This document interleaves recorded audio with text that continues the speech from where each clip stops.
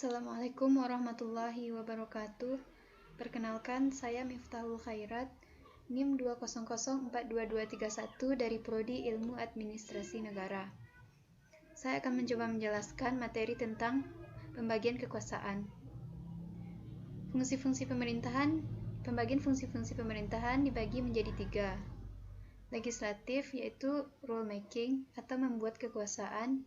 Eksekutif, rule application atau melaksanakan kekuasaan, dan yudikatif, rule adjudication atau melaksanakan pengawasan. Lembaga legislatif terdiri atas lembaga MPR, DPR, dan DPRD. Eksekutif terdiri atas presiden, dan yudikatif terdiri atas MA, MK, dan KY.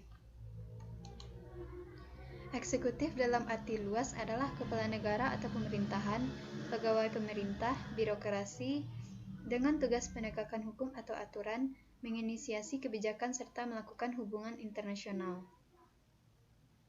Sedangkan dalam arti sempit, eksekutif sebagai simbol persatuan negara serta penyedia kepemimpinan dalam sistem politik. Legislatif merupakan wakil rakyat sebagai pembuat undang-undang dan kebijakan.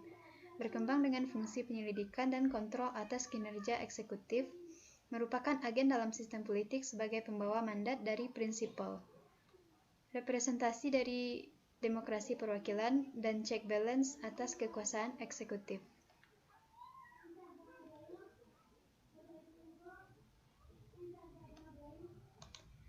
Tiga jenis kekuasaan, yaitu kekuasaan yang bersifat mengatur, dilaksanakan oleh organ legislatif, kekuasaan yang bersifat melaksanakan peraturan, dilaksanakan oleh organ eksekutif, dan kekuasaan yang bersifat mengawasi pelaksanaan peraturan dilaksanakan oleh organ yudikatif yang terdiri atas MA, MK, dan KY. Pemisahan kekuasaan menurut Gabriel A. Almond terdiri atas rule making function, rule application function, dan rule adjudication function.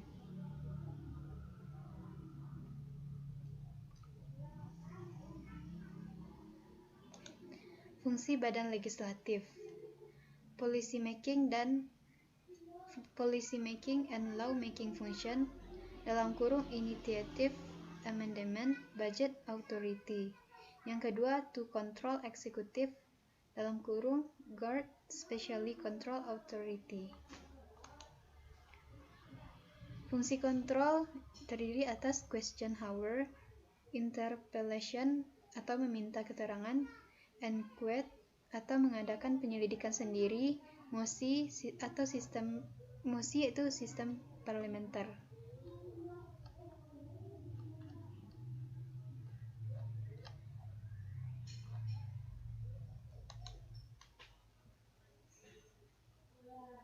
Kekuasaan lembaga yudikatif Indonesia.